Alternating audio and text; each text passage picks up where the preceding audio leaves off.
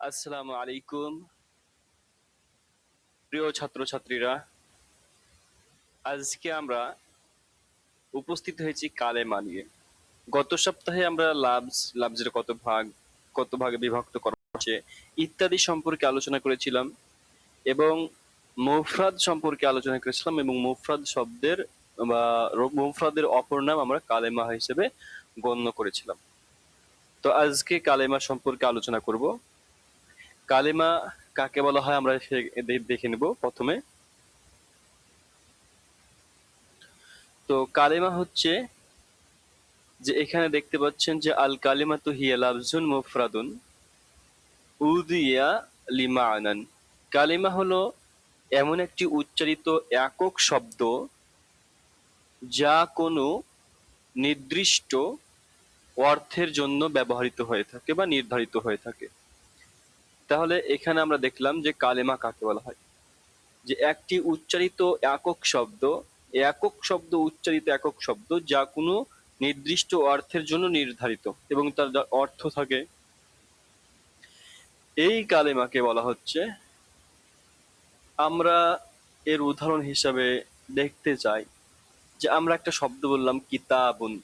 কিতাবুন একটা কি হবে? কালেমা হবে। কারণ যে কিতাবুন শব্দটা একক এবং তার একটা নির্দিষ্ট করে নির্ধারিত একটা অর্থ রয়েছে। তাহলে কিতাবুন মানে হচ্ছে বই, তাহলে একটা অর্থ পাওয়া যাচ্ছে, তাহলে এটাকে হচ্ছে কালেমা। অনুরূপ ভাবে আমরা যদি দেখি তবিলাতুন, টেবিল, কাবীরুন বড়, এগুলো সবই হচ্ছে কালেমার মধ্যে অন্তর্ভুক্ত। তো কালেমাকে এবার কি করেছে আকসামুল কালেমা, কালেমার প্রকারভেদ সম্পর্কে আলোচনা করব। কালেমাকে তো প্রথমত এখানে তিন ভাগ করা হয়েছে, আপনারা দেখতে পারেন যে আকসামুল আল কালিমাতু সালাসাতা আকসামিন। কালেমা হচ্ছে তিন ভাগে ভাগ করা হয়েছে। এক নম্বর হচ্ছে ইসিম, দুই নম্বর হচ্ছে আল ফেল, তিন নম্বর হচ্ছে আল হারফ। ইসিম ফেল হারফ। ইসিম বাংলাতে বলা হয় বিশেষ্য, আল ফেল যাকে বলা হয় ক্রিয়া, আল হারফু যাকে বলা হয় অব্যয়। তো এই কালেমার তিনটা ভাগ নিয়ে আলোচনা করার মধ্যে প্রথম যেটা আছে আল ইসিম, সেই বিষয়টা নিয়ে আমি আলোচনা করব। তো প্রথমে আমরা আসি ইসিম সম্পর্কে। ইসিম কাকে বলা হয়? আমরা সহজ ভাষাতে যদি জানতে চাই ইসিম কাকে বলা হয়, তা হচ্ছে যে চোখ বন্ধ করার পরে চোখ খুলে আমরা যা দেখতে পাবো সেগুলোই হচ্ছে ইসিম। আমি বর্তমানে আমরা কি দেখতে পাচ্ছি? ল্যাপটপ দেখতে পাচ্ছি, কম্পিউটার দেখতে পাচ্ছি, তারপর হচ্ছে ফ্যান, দেওয়াল, সমস্ত কিছু দেখতে পাচ্ছি। তাহলে এইগুলো হবে সবই ইসিমের মধ্যে পড়বে। যেমন আমি দেখতে পাচ্ছি কি মোহাম্মদ, মোহাম্মদকে দেখতে পাচ্ছি, তাহলে এটা মোহাম্মদ একটা নাম, তাহলে সেটা একটা কি ইসিম বলে গণ্য হবে। আর ইসিমের কি সংজ্ঞা দিচ্ছে এখানে? তা হচ্ছে আল ইসমু, ইসিম হলো এমন একটি শব্দ যা কি করে, যা নিজে একটি অর্থ প্রকাশ করে, নিজেই একটি অর্থ প্রকাশ করবে এবং তার সাথে কিন্তু কোনো নির্দিষ্ট সময় এর সাথে সম্পর্কিত নয়। নির্দিষ্ট সময় বলতে অতীত, বর্তমান, ভবিষ্যতের সাথে কোনো সামঞ্জস্যপূর্ণ নয় বা সম্পর্কিত নয়। তাহলে এটা আমরা লাল কালি দিয়ে দেখিয়ে দিলাম। তাহলে এই সিম একটা কি শব্দ যার নিজের একটা অর্থ আছে, অর্থ প্রকাশ করে এবং কোনো নির্দিষ্ট সময় এর সাথে সম্পর্কিত নয়, অর্থাৎ নির্দিষ্ট সময় বলতে অতীত, বর্তমান, ভবিষ্যতের সাথে কোনো সম্পর্ক নেই, তাকে বলা হচ্ছে ইসিম। তো এখানে দেখুন মোহাম্মদ, মোহাম্মদের মধ্যে কোনো প্রকার কাল পাচ্ছি না আমরা, সময়, অতীত, বর্তমান, ভবিষ্যতে এটা পাচ্ছি না, শুধু কি পাচ্ছি? একটা নামের অর্থ পাচ্ছি এবং এটা একটা শব্দ। ওকে, তাহলে এটা আমরা গণ্য করব কোথায়? ইসিমের মধ্যে গণ্য করব। তারপরে আমরা দেখতে পাচ্ছি কিতাবুন শব্দটা। তো কিতাবুন শব্দের অর্থ হচ্ছে বই, তাহলে বই শব্দের অর্থ পাচ্ছি, একটা কিতাবুন শব্দটার অর্থ পাচ্ছি, নির্দিষ্ট একটা অর্থ প্রকাশ করছে। তারপরে কোনো কোনো সময়ের সাথে, অতীত, বর্তমান, ভবিষ্যতের সাথে কোনো সম্পর্ক নেই। অনুরূপভাবে কালামুন দেখতে পারি, কলামটার মধ্যে কোনো প্রকার কাল পাওয়া যাচ্ছে না, নিজের একটা অর্থ পাওয়া যাচ্ছে এবং এটি একটি শব্দ, কলামুন মানে কলম। ওকে, তাহলে এটা একটা ইসিম। বাইতুন, তাহলে বাইতুন বাড়ি, বাড়িটা হচ্ছে কি একটা ইসিমের মধ্যে পড়ছে, কারণ যে এর মধ্যে কোনো কাল, অতীত, বর্তমান, ভবিষ্যৎ কোনো সম্পর্ক নেই, এর সাথে কোনো সম্পর্কিত নেই, তার জন্য এগুলো সবই ইসিম এর উদাহরণ। এবার আমরা চলে যাব ফেল কাকে বলা হয়?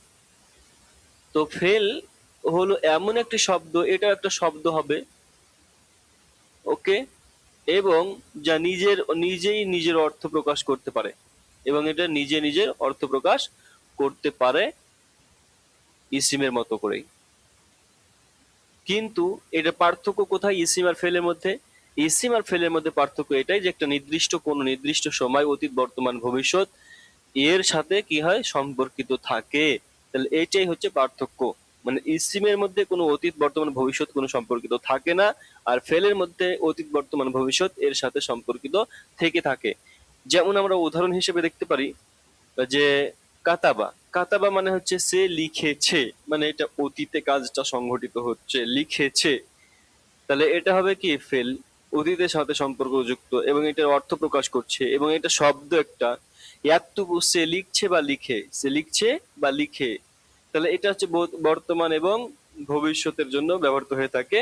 তাহলে এটা যেহেতু কোনো কালের সাথে একটা নির্দিষ্ট হয়ে যাচ্ছে বা সম্পর্কিত হচ্ছে, তাহলে এটা হবে ফেল। উক্তুব, লিখো। লিখোটা যে বর্তমানের সাথে সম্পর্কিত, তাহলে এবং এরা আদেশ করছে। আর এটা তাহলে কি একটা শব্দ এবং নিজের অর্থ অর্থ প্রকাশ করছে, তার মানে এটা হবে ফেল। তাহলে আমরা ফেল সম্পর্কে জানলাম এবং ইসিম সম্পর্কে জানলাম। এবার আমরা দেখব যে হার্ফ কাকে বলছে। হার্ফ হচ্ছে যে হলো এমন একটি শব্দ, এটা একটা শব্দ হবে, ওকে, এবং কি বলছে এখানে, নিজে অর্থ প্রকাশ করে না। তো এখানে এটা একটা ব্যতিক্রম, যে সে নিজের অর্থ নিজেই প্রকাশ করতে পারে না, তবে বরং অন্য শব্দের সঙ্গে যুক্ত হয়ে অর্থ প্রকাশ করে থাকে। তাহলে এটা হবে কি অব্যয়। তাহলে সে নিজের অর্থ নিজে প্রকাশ করতে পারবে না, কিন্তু অন্যের শব্দ মিলিত হয়ে বা যুক্ত হয়ে সে নিজের অর্থ প্রকাশ করতে পারবে। যেমন আমরা দেখতে পাই যে ফি মানে মধ্যে, মিন মানে থেকে, তারপরে ইলা মানে দিকে বা পর্যন্ত, তারপরে হচ্ছে আলা উপরে, উপর, তারপরে আন সম্পর্কে, থেকে, ইত্যাদি সম্পর্কে। তাহলে এইগুলো হয়ে গেল কি হার্ফ, এবং নিজের একটা অর্থ প্রকাশ করছে না, কিন্তু অন্য শব্দের সাথে মিলিত হয়ে সে অর্থ ভালো করে প্রকাশ করবে। তো এটা বেশ, এটা জানা প্রয়োজন।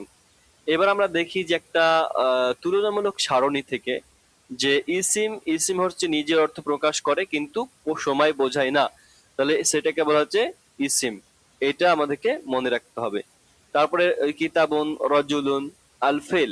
ফেল হচ্ছে নিজের অর্থ নিজে প্রকাশ করে এবং সময়ও বোঝায়, যেমন কাতাবা একতুবু।